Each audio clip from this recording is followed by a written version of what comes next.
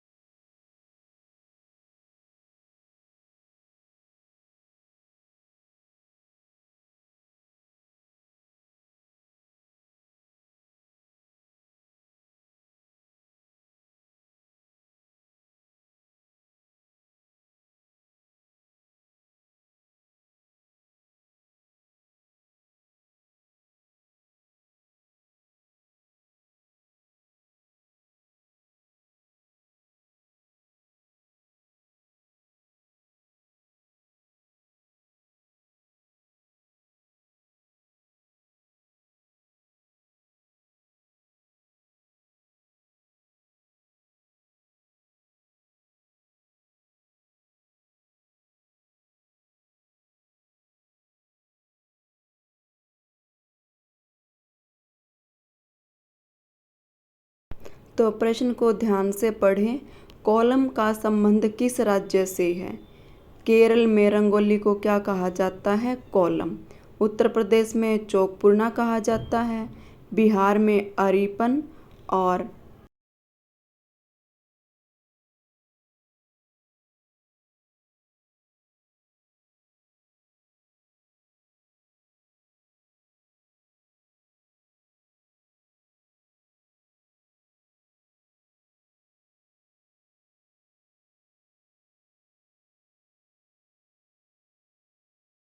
पंजाब में भी रंगोली को रंगोली के नाम से ही जाना जाता है।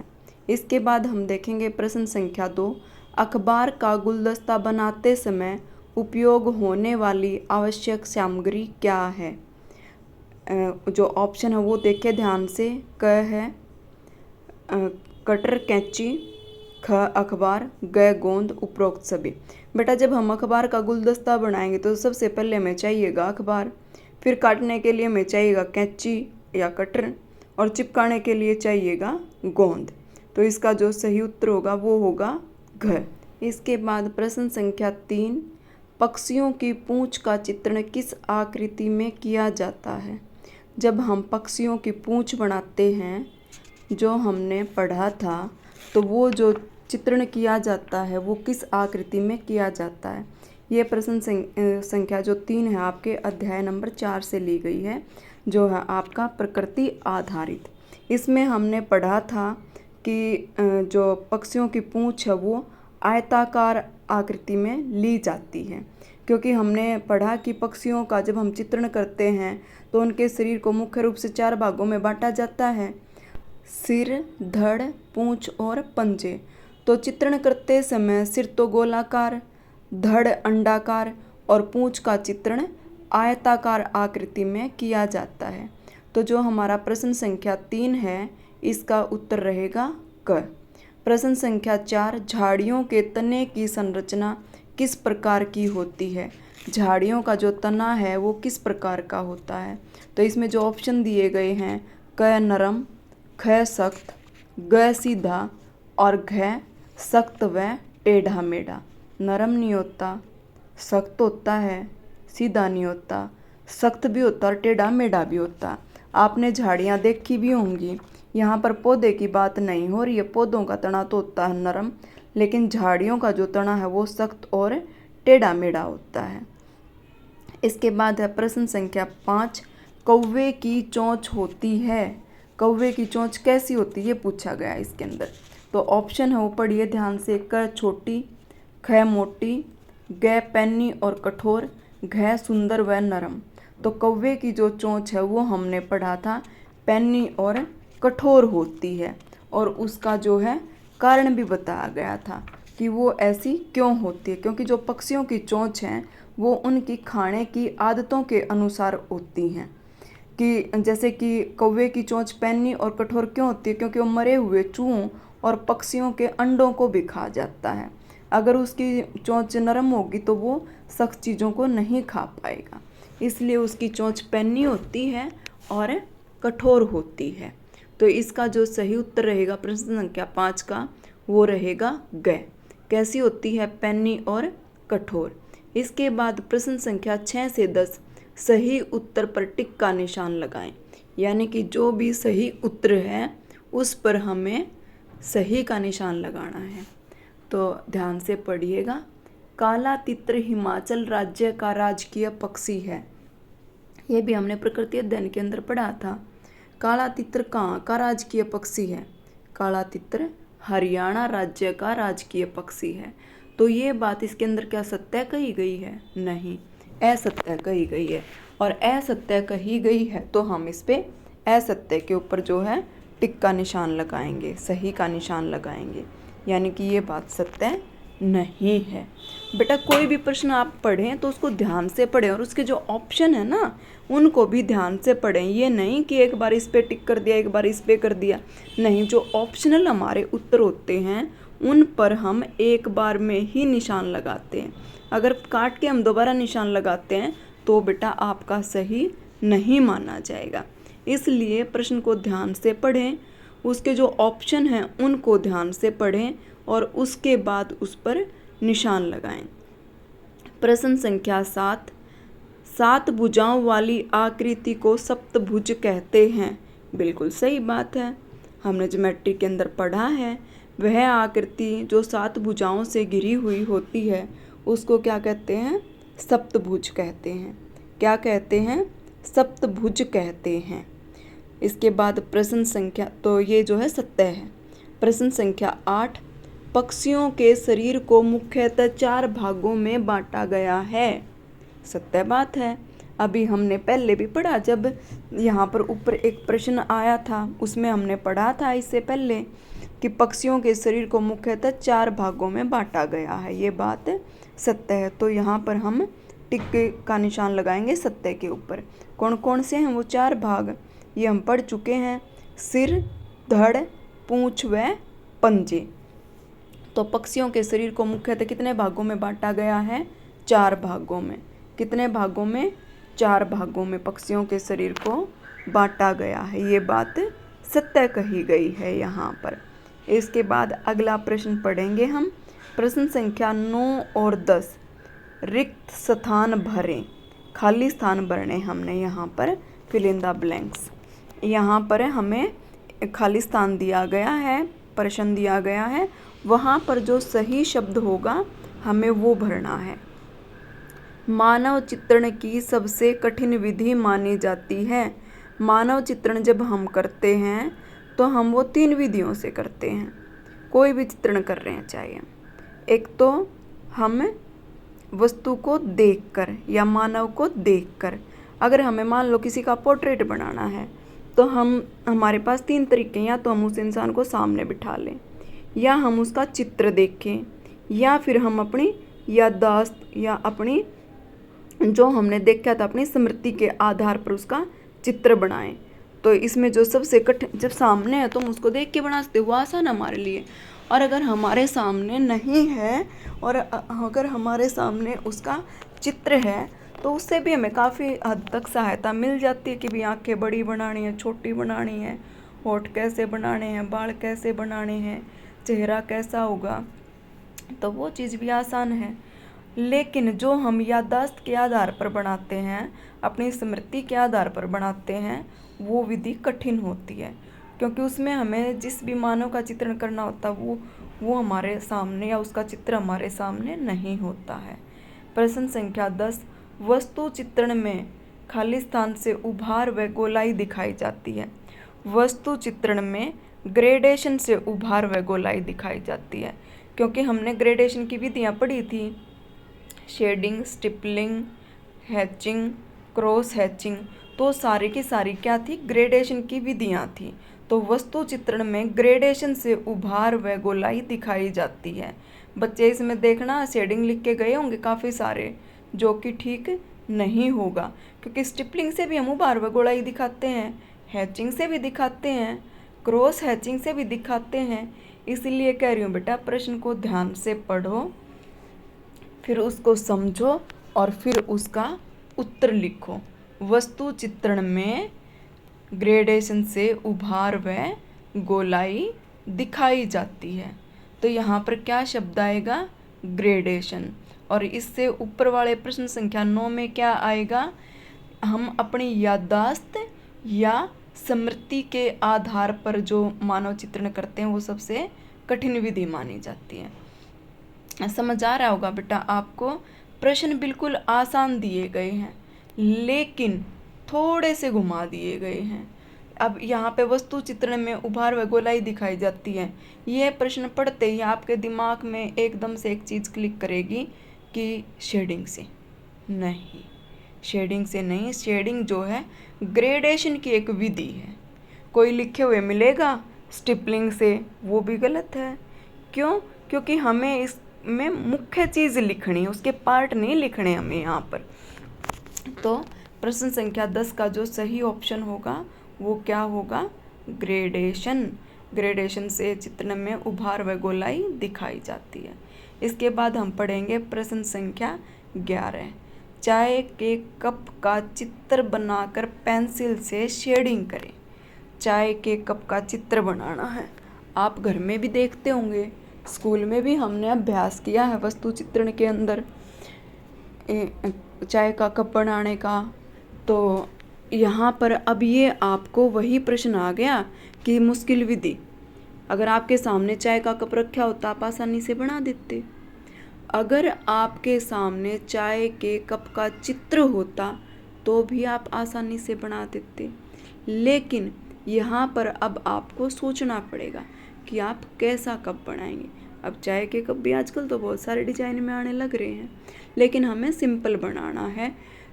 ऐसा नहीं कि समझ में ही ना आए कि आपने चाय का कप बनाया, केटली बना दी है। और फिर उसके अंदर शेडिंग भी करनी है। शेडिंग करनी है, स्टिपलिंग या हैचिंग या क्रॉस हैचिंग का प्रयोग आपको नहीं करना है। चाय के कप का चित्र बनाकर पेंसिल से शेडिंग करेंगे। यहाँ पर आपको सीट पर ही काफ़ी, क्वेश्चन पेपर के अंदर ही काफ़ी स्पेस दिया गया है। यहाँ पर आप अपनी पेंसिल लाइट यूज करें और फिर आप चाय के कप का चित्र बनाएं। उसके बाद उसके अंदर शेडिंग करें। शेडिंग करते हुए ध्यान रखें, ऊपर से शेडिंग शुरू करें और अपने हाथ के नीचे रुमाल या कोई कागज़ का टुकड़ा ज़रूर रखें ताकि आपकी बाकी सीट जो है वो ख़राब ना हो, उसके ऊपर निशान ना पड़े। अगर आप ऐसे अपने हाथ के नीचे कुछ नहीं रखेंगे और नीचे से शेडिंग करना शुरू करेंगे तो बेटा वो पेंसिल की जो आपने शेडिंग की है ना वो आपके हाथ पे लग जाएगी और फिर आप जहाँ भी अपने हाथ को रख के काम करेंगे पेपर के ऊपर वहीं पर निशान पड़ता जाएगा। इसलिए बच्चे इस बात का ध्यान ज़रूर रखें कि जब आप शेडिंग कर रहे हैं तो शेडिंग ऊपर की तरफ से करना शुरू करें, फिर धीरे धीरे नीचे तक ले करके आएँ। इसके बाद अगला प्रश्न है, सामान्य दृष्टिक्रम की परिभाषा लिखो। सामान्य दृष्टिकरण, जनरल पर्सपेक्टिव हमने पढ़ा था। सामान्य दृष्टिक्रम क्या है? सामान्य दृष्टिक्रम में जब हम कोई चित्र बनाते हैं तो हमें उसको जब हम सामने से देखते हैं तो उसके अंदर क्या होता है कि हमें उसका ऊपर वाला हिस्सा जो है वो झुका हुआ प्रतीत होता है। कैसे? इसको हम थोड़ा सा और ध्यान से पढ़ेंगे। जब किसी घन या घनाभ का तल पिक्चर प्लेन धरातल चित्रतल के समानांतर होगा, जैसे कि आप अपने घर को ही देख लो। अगर आप अपने किसी कमरे को देखो थोड़ा सा दूर खड़ा होके तो आपको क्या लगेगा, कमरा तो उतना ही चौड़ा, लेकिन छत की तरफ देखते जाएंगे तो छत की चौड़ाई जो है आपको कम दिखाई देने लगेगी। ऊपर से तो मकान थोड़ा सा भीड़ा हो गया, तिरछा हो गया, लेकिन वास्तव में ऐसा नहीं होता है। तो इसका आप जो उत्तर लिखेंगे वो लिखेंगे, जब किसी घन घनाभ का एक खड़ा तल पिक्चर प्लेन या चित्रतल के समानांतर होगा तो उसके निचले व ऊपरी तल के किनारे दूर एक बिंदु की ओर झुके हुए मिलते हुए प्रतीत होते हैं। तो वो क्या है? सामान्य दृष्टिक्रम है। ऐसे ही आप अगर छत पर खड़े होकर के देखेंगे तो आपको छत ज़्यादा चौड़ी दिखाई देगी, मकान का निचला हिस्सा जो है वो कम चौड़ा दिखाई देगा। ऐसा क्यों होता है? सामान्य दृष्टिकोण के कारण। इसके बाद क्या है? सामान्य दृष्टिक्रम। प्रश्न संख्या 13, एक आयत बनाएं जिसकी भुजाएं 5 सेंटीमीटर और 7 सेंटीमीटर दी गई हैं। सबसे पहले आपको 5 सेंटीमीटर और 7 सेंटीमीटर की दो भुजाएं लेकर के दिखानी हैं। एक तो 5 सेंटीमीटर की ई, उसका नाम ई ही लिखना है आपको। दूसरी भुजा जो है वो होगी 7 सेंटीमीटर की और उसका नाम क्या होगा? एफ। ये दोनों भुजाएं आपको लेकर के दिखानी है। फिर आप कोई भी एक भुजा लें, उसके दोनों किनारों पर 90-90 डिग्री के कोण बनाएं और अगर आपने 5 सेंटीमीटर की भुजा पहले ले ली है तो फिर आप 90 डिग्री का जो कोण बना है उसको 7 सेंटीमीटर तक ऊपर की तरफ बढ़ाएं। दोनों सिरों से आप 7-7 सेंटीमीटर काटेंगे लंबाई, 7-7 सेंटीमीटर लंबाई लेंगे और ऊपर फिर उनको मिला देंगे। तो आमने सामने की भुजाएं 5-5 सेंटीमीटर की हो जाएंगी एक तरफ की, और दूसरी तरफ की जो आमने सामने की भुजाएं होंगी वो हो जाएंगी 7-7 सेंटीमीटर की। इसके बाद हमारी आयत जो है कंप्लीट हो जाएगी। और सभी पॉइंट जो भी आप लें यूज़ करें उनका नाम ज़रूर लिखें। इसके बाद हम पढ़ेंगे प्रश्न संख्या 14। 15 सेंटीमीटर लंबाई और 15 सेंटीमीटर चौड़ाई वाले वर्ग में अपनी पसंद की ज्यामितीय डिजाइन वाली रंगोली बनाकर माध्यमिक रंगों से सजाओ। इस प्रश्न को ध्यान से पढ़ना।